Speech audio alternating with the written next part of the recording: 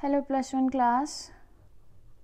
Today we are going to start our topic that is native people, जिसके बारे में हम थोड़ा बहुत डिस्कस कल कर चुके हैं, जिसमें हमने ये पढ़ा था कि वहाँ के जो लोग थे वो बैंड्स में यानी ग्रुप्स में रहने लग गए थे और वो रिवर वैलीज़ के पास आकर रहने लग गए थे, जहाँ उन्होंने फ़िशिंग वगैरह शुरू कर दी थी और उनका जो फूड रिसोर्स हुआ करता था दैट इज़ मीट, और वहाँ पे वो वाइल्ड बफलो की मीट खाया करते थे, या हम कहेंगे बाइसन की मीट वो खाया करते थे। फिर धीरे धीरे उन्होंने वेजिटेबल और मेज़ की खेती वहाँ पर शुरू कर दी थी। तो इससे आगे का टॉपिक है, हम आज डिस्कस करने जा रहे हैं।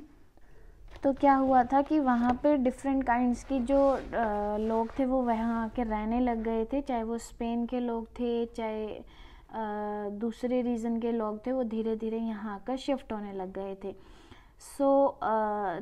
तो वहाँ पे जो नेटिव्स थे वहाँ के, उन्होंने क्या करना शुरू कर दिया था, हॉर्सेस को राइड करना शुरू कर दिया था।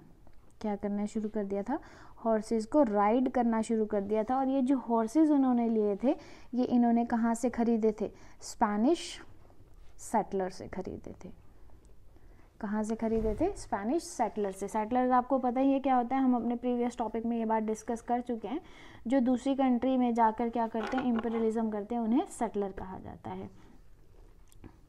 और ये बहुत सारे जानवर जो थे उनको किल करने लग गए थे, क्योंकि वहाँ पे क्या चाहिए थी? फूड चाहिए थी। फूड आइटम्स के लिए उन्हें फूड की ज़रूरत थी, इसकी वजह से ये बहुत ज़्यादा जानवर जो थे मारने लग गए थे। तो मैंने पहले बताया कि वो एग्रीकल्चर उन्होंने स्टार्ट कर दी थी, जैसे वेजिटेबल और मेज़ की जो क्रॉप थी वो वहाँ पर शुरू हो गई थी, लेकिन वो एक्सटेंसिव एग्रीकल्चर नहीं किया करते थे। क्या नहीं किया करते थे? एक्सटेंसिव एग्रीकल्चर नहीं करते थे, यानी उनके पास सरप्लस नहीं बचता था। क्या नहीं बचता था? सरप्लस नहीं बचता था, जिसकी वजह से ना तो वो वहाँ पर किंगडम बना पाए और ना ही वो वहाँ पर कोई एम्पायर बना पाए। क्यों? क्योंकि उनके पास उतनी ही रिसोर्सेज होते थे जिनको वो अपने डेली लाइफ के लिए या लिविंग के लिए यूज़ कर सकते थे। तो उनके पास सरप्लस कुछ भी नहीं होता था, जिसकी वजह से ना तो वो किंगडम बना पाए और ना ही वो अपना कोई एम्पायर बना पाए। कहाँ पे? सेंट्रल और साउथ अमेरिका में। कहाँ पे? Central and south America. I hope आपको समझ आ गया होगा कि साउथ अमेरिका कौन सा है, नॉर्थ अमेरिका कौन सा है और सेंट्रल अमेरिका किसे कहा जाता था। लेकिन उस ट्राइब्स में क्या होते थे? झगड़े भी हुआ करते थे। क्या होते थे? क्वेल्स भी हुआ करते थे, लड़ाइयाँ वगैरह भी हुआ करती थी। लेकिन ये जो लड़ाई हुआ करती थी ये उस इशू पे नहीं होती थी कि उन्होंने कोई लैंड वगैरह पे कब्जा करना है, यानी उस टाइम पे कोई उनके अंदर ऐसी ग्रीड नहीं थी कि उन्होंने लैंड्स के ऊपर कब्जा करना है या कंट्रोल करना है। उनकी जो लड़ाई हुआ करती थी वो टेरिटरी के ऊपर, यानी आपस में कोई लड़ाई हुआ करती थी। कोई उनकी ये ग्रीड नहीं दिखाई गई कि उन्होंने किसी लैंड पर पर्टिकुलर कब्जा करना है। तो ये भी बताया गया था। और वहाँ के जो लोग थे वो काफ़ी फ्रेंडली नेचर के लोग थे। क्या थे? काफ़ी फ्रेंडली नेचर के लोग थे। और वो क्या बना रहे थे? अपने फॉर्मल अलाइंसेस बना रहे थे। तो आपको पता ही है अलाइंसेस, आजकल तो ये अलाइंसेस वर्ड जो है वो टीवी में बहुत फेमस है। तो जो बिग बॉस लवर है उन्हें पता होगा कि अलाइंसेस क्या होते हैं। तो वहाँ पे क्या बन रहे थे? अलाइंसेस बन रहे थे, ग्रुप बन रहे थे, फॉर्मल ग्रुप्स बन रहे थे, फ्रेंडशिप्स हो रही थी। और ये ग्रुप्स जो थे ना, ये ग्रुप्स जो थे ये क्या कर रहे थे? गिफ्ट्स भी एक्सचेंज कर रहे थे, जैसे हम लोग करते हैं, एक दूसरे को गिफ्ट्स वगैरह देते हैं। तो ये यहाँ वहाँ पर भी क्या हो रहा था? गिफ्ट्स एक्सचेंज किए जा रहे थे। तो जितनी भी उनके पास गुड्स होती थी वो खरीदते नहीं होते थे, नॉट बॉट। वो खुद नहीं खरीदते होते थे। ये जो गुड्स उन्हें मिलती थी वो कहाँ से मिलती थी? बाय गिफ्ट्स मिलती थी। अगर वो गुड्स खरीद रहे हैं तो वो किसी और के लिए खरीद रहे हैं, वो किसी और को गिफ्ट देंगे। अगर किसी के पास गुड्स आ गई है तो वो उन्होंने खुद नहीं खरीदी, बल्कि उन्हें कहीं से गिफ्टेड है। तो इस तरह का जो सिस्टम था वो वहाँ पर चल रहा था।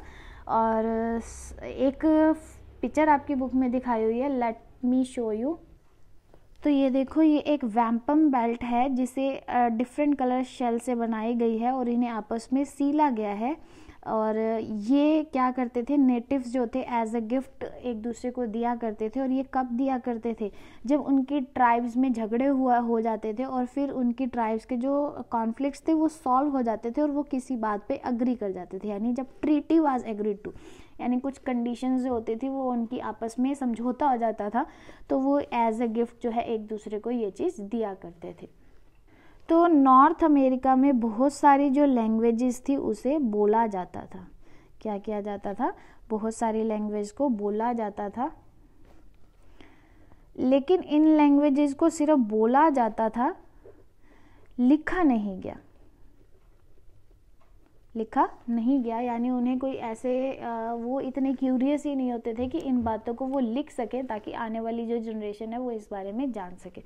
तो वहाँ की जो लैंग्वेजेस थी वो डिफरेंट काइंड्स की थी, लेकिन वो बोलते थे, लिखते नहीं थे। और क्यों नहीं लिखते थे इसकी बात हम कर लेते हैं, क्योंकि वो बिलीव करते थे लाइफ साइकिल पे। किस पे, लाइफ साइकिल पे। तो उन्होंने ये माना हुआ था कि जो उनकी लाइफ है साइकिल है, यानी हर ट्राइब को उसके ट्राइब के बारे में पता है और वो ट्राइब जो है वो अपनी आने वाली जनरेशन को अपने बारे में खुद ही बता देगी। तो जो इन्फॉर्मेशन है वो इस तरह से एक दूसरे को ट्रांसफ़र की जा रही थी। तो उन्होंने लिखना जो था वो ज़रूरी नहीं समझा था। और वो बहुत ही इंटेलिजेंट लोग थे, वहाँ के काफ़ी स्किल्ड थे, वो क्राफ्ट पीपल बहुत अच्छे थे, ठीक है। और वो टेक्सटाइल्स को बहुत अच्छी तरह से, बहुत अच्छे तरीके से वीव करते थे। एंड वो उन्हें लैंड के बारे में बहुत अच्छी नॉलेज थी। लैंड यानी भूमि कैसी होनी चाहिए, कैसी है, इस चीज़ के बारे में उन्हें बहुत कुछ पता था। क्लाइमेट्स की उनको बहुत ज़्यादा नॉलेज होने लग गई थी, क्लाइमेट्स के बारे में बहुत कुछ पता था, लैंडस्केप्स के बारे में उन्हें बहुत कुछ पता था, यानी बहुत ही ज़्यादा स्किल्ड पीपल जो थे वो वहाँ पर थे।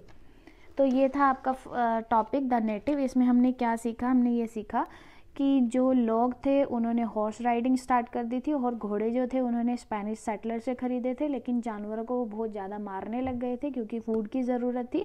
एग्रीकल्चर वो इतना ही करते थे जितना उनकी लाइफ सर्वाइवल के लिए ज़रूरी होता था, सरप्लस में उनके पास कुछ नहीं होता था, जिसकी वजह से वो किंगडम और एम्पायर को स्टार्ट नहीं कर पाए थे सेंट्रल एशिया और सेंट्रल अमेरिका और साउथ अमेरिका में। तो ट्राइब में झगड़े भी होते थे क्योंकि जहाँ दो लोग हो गए वहाँ पे लड़ाइयाँ तो होंगी, लेकिन ये जो झगड़े होते थे ये लैंड को कब्जा करने के लिए नहीं होते थे, तेरी मेरी लैंड नहीं होती थी यहाँ पर।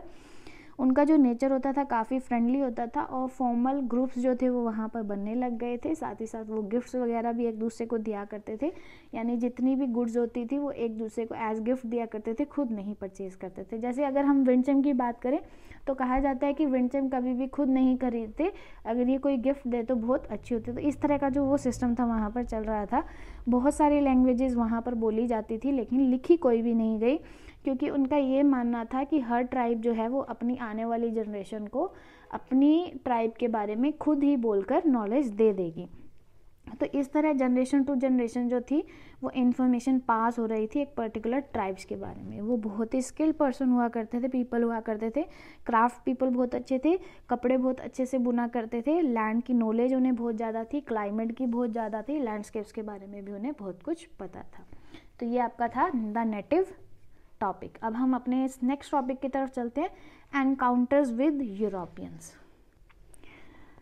तो सबसे पहले एनकाउंटर्स विद यूरोपियन का टॉपिक शुरू करने से पहले एक और बात बता दूं, कहते हैं कि वहाँ पे जो नेटिव ट्राइब्स होते थे ना, उनके जो नाम होते थे वो बिल्कुल भी कनेक्टेड नहीं होते थे उनके ट्राइब से या उनकी चीज़ों से। तो नेटिव ट्राइब्स के नाम बिल्कुल क्या थे, अनकनेक्टेड। ये एक आपकी बुक में साइड में टेबल दे रखी है, उसमें ये बात बताई हुई है, अनकनेक्टेड टू देयर थिंग्स। जैसे उनकी ट्राइब्स के नाम रखे जाते थे डकोटा, आपको पता ही है डकोटा क्या है, एक प्लेन का नाम है। आपने 10th क्लास में चैप्टर भी रीड किया होगा द ब्लैक एरोप्लेन, जिसमें डकोटा के बारे में बात की गई है, ठीक है। और जैसे चेरोकी एक जीप होती है, तो इस तरह से जो उनके उस टाइम पे तो क्या जीप, कार और ऐसे चीज़ें हुआ करती थी। और पॉइंटियक कार, इस तरह के उनके ट्राइब के नाम रखे जाते थे। मोहक एक हेयर कट, ठीक है। तो इस तरह के उनके ट्राइब्स के नाम रखे जाते थे जो बिल्कुल ही अनकनेक्टेड थे उनकी चीज़ों से। तो क्या हुआ था 17th सेंचुरी में, कब 17th सेंचुरी में यूरोपियन ट्रेडर्स जो थे वो नॉर्थ कोस्ट पे पहुंच गए थे, नॉर्थ अमेरिका पे। कहाँ पहुंच गए थे ये लोग? नॉर्थ अमेरिका के नॉर्थ कोस्ट पे पहुंच गए थे। और ये कब पहुंच गए थे? 2 मंथ्स की जर्नी के, डिफ़िकल्ट जर्नी के बाद, यानी 2 महीने की ये जर्नी, बहुत मुश्किल वाली जर्नी ये करके आए थे। उसके बाद ये जो थे नॉर्थ अमेरिका के नॉर्थ कोस्ट की तरफ पहुंच गए थे। तो जब ये वहाँ पर पहुँचे तो उन्हें काफ़ी ज़्यादा रिलीव हुआ, काफ़ी ज़्यादा वही रिलैक्सेशन हुई। क्यों? क्योंकि वहाँ के जो नेटिव पीपल्स थे ना, जैसे हमने पहले भी बात की, वहाँ के जो नेटिव पीपल थे वो बहुत ज़्यादा फ्रेंडली थे और वेलकमिंग पीपल थे, यानी उन्होंने उनका स्वागत किया बहुत अच्छे से, तो वो बहुत ज़्यादा रिलैक्स हो गए थे। लेकिन जो स्पेनिश पीपल थे वो लोग जब आए थे तो वो किसकी आड़ में आए थे, मतलब किस वजह से आए थे? वो गोल्ड को लेने आए थे। किसको लेने आए थे? गोल्ड को लेने आए थे। और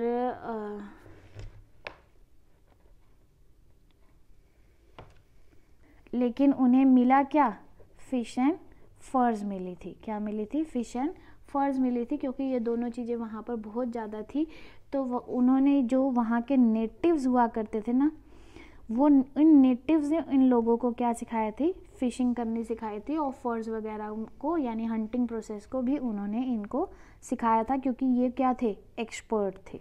तो हम यहाँ से कह सकते हैं कि नेटिव पीपल जो थे वो बहुत ज़्यादा कोऑपरेटिव भी थे। फिर अगर साउथ की तरफ चले, मिसिसिपी रिवर की तरफ, मिसिसिपी रिवर की तरफ, तो वहाँ पे कौन से लोग आ गए थे? फ्रेंच लोग आ गए थे। कौन से लोग आ गए थे? फ्रेंच। जैसे हमने पहले भी बात करी कि बहुत सारी जो डिफरेंट क्लास थी वो वहाँ पर आने लग गई थी। तो जो फ्रेंच लोग आने लग गए थे ना, तो जब फ्रेंच लोग आए तो उन्होंने ये देखा कि वहाँ के जो नेटिव लोग हैं ना, वो बहुत ज़्यादा मतलब खुश हो जाते थे अगर कोई उन्हें हैंडीक्राफ्ट्स के गिफ्ट्स दिए जाएं, या कोई एक्सचेंज ऑफर में, मतलब एक्सचेंजिंग में हैंडीक्राफ्ट्स की यूनिक चीज़ें दी जाएं ट्राइब को, या ऐसे फूड आइटम्स दिए जाएं जो उस एरिया में अवेलेबल नहीं होते, यानी अनअवेलेबल जो फूड होते हैं वो दिए जाएं, तो वो बहुत ज़्यादा खुश हो जाते थे। तो उन्होंने क्या देने शुरू कर दिए? वहाँ के नेटिव पीपल को ब्लैंकेट्स देने शुरू कर दिए। क्या देने शुरू कर दिए? ब्लैंकेट्स देने शुरू कर दिए। आयरन वेसल्स, लोहे के बर्तन देने शुरू कर दिए, जिसमें वो क्या करते थे? पहले वो क्ले पॉट्स यूज़ क्या करते थे, फिर उन्हें आयरन बर्तन दे दिए गए। गन्स दे दी गई जो उन्हें हंटिंग में काम आ सके। ठीक है, पहले वो बोज एंड एरोज का यूज़ करते थे, तो वो उसका सप्लीमेंट हो गया एनिमल्स को किल। और साथ ही साथ उन्होंने उनको क्या दे दी? अल्कोहल दे दी। तो ये उन्होंने बहुत ही गलत काम किया उन्हें अल्कोहल देकर। जब अल्कोहल उन्होंने नेटिव पीपल ने पीनी शुरू कर दी ना, तो वो वहाँ के क्या हो गए? एडिक्टेड हो गए, यानी अल्कोहल के एडिक्टेड हो गए, नशा करने लगे। और इसी नशे का यूरोपियंस ने क्या कर लिया? फ़ायदा उठा लिया। और जब वो अल्कोहल के एडिक्टेड हो गए, तो और साथ ही साथ तंबाकू के भी उन्होंने उनको एडिक्शन करा दिया था। तो उन्होंने क्या कर दिया, जब ये लोग एडिक्टेड हो गए ना, तो यूरोपियंस ने अपने मन की करने लग गई और उन्हें यूज़ करने लग गए थे। नेटिव लोगों को यूज़ करने लग गए थे ट्रेड प्रोसेस के लिए, मतलब वो अपना काम निकलवा लेते थे ट्रेडिंग प्रोसेस वाला, और बदले में उन्हें क्या देते थे? तंबाकू और अल्कोहल, जिससे वो बहुत ज़्यादा नशेड़ी होते जाए, इतने नशेड़ी हो जाते थे कि वो अपने मतलब सारी वेल्थ को देने के लिए तैयार हो जाते थे। तो ये था यूरोपियंस का एनकाउंटर्स जो नॉर्थ अमेरिका में हुआ था। आगे का जो टॉपिक है हम अपनी नेक्स्ट वीडियो में डिस्कस करेंगे। After discussing this topic, if you have any doubt please let me know, otherwise don't forget to do your work timely and don't forget to pray for everyone. See you in next video. Till then, take care. Thank you.